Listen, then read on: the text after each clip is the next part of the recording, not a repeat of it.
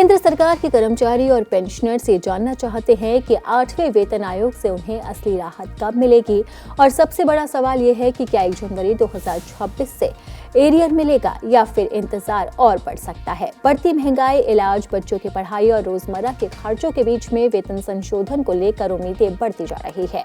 फिलहाल 1 जनवरी 2026 को एक संभावित तारीख के तौर पर देखा जा रहा है, लेकिन सरकार की ओर से अभी तक इसे लेकर कोई आधिकारिक घोषणा नहीं की गई।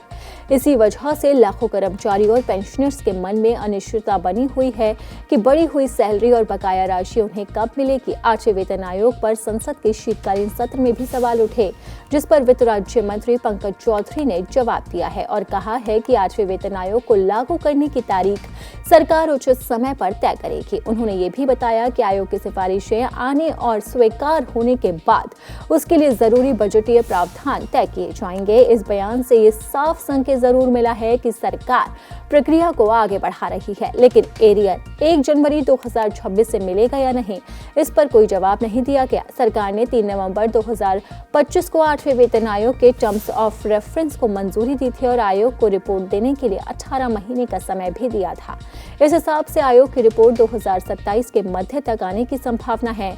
रिपोर्ट आने के बाद सरकार उसकी समीक्षा करेगी, फिर कैबिनेट की मंजूरी और नए वेतन ढांचे का नोटिफिकेशन जारी होने में 3 से 6 महीने का समय लग सकता है, यानी वैवाहिक तौर पर लागू होने में अभी वक्त लग सकता है। 8वां वेतन आयोग लागू होने में देरी की भी आशंका है, लेकिन पिछले वेतन आयोग का अनुभव कर्मचारियों के लिए उम्मीद जगाने वाला रहा है। 7वां वेतन आयोग 2016 में लागू हुआ था, लेकिन सैलरी और पेंशन 1 जनवरी 2016 से एरियर के साथ दी गई। इसी तरह 6वां वेतन आयोग 2008 में लागू हुआ और एरियर 2006 के हिसाब से दिया गया। 5वें वेतन आयोग का भी यही पैटर्न रहा। इसी आधार पर माना जा रहा है कि 8वें वेतन आयोग का एरियर भी 1 जनवरी 2026 से मिल सकता है, भले ही लागू होने में देरी क्यों ना हो। पिछले वेतन आयोग से लोगों को संकेत मिले हैं। 8वां वेतन आयोग लागू होने में देरी की आशंका है, लेकिन पिछले वेतन आयोग का अनुभव कर्मचारियों के लिए काफी खुशखबरी देता है और ये बताता है कि एरियर इन्हें 1 जनवरी 2026 से ही मिल सकता है।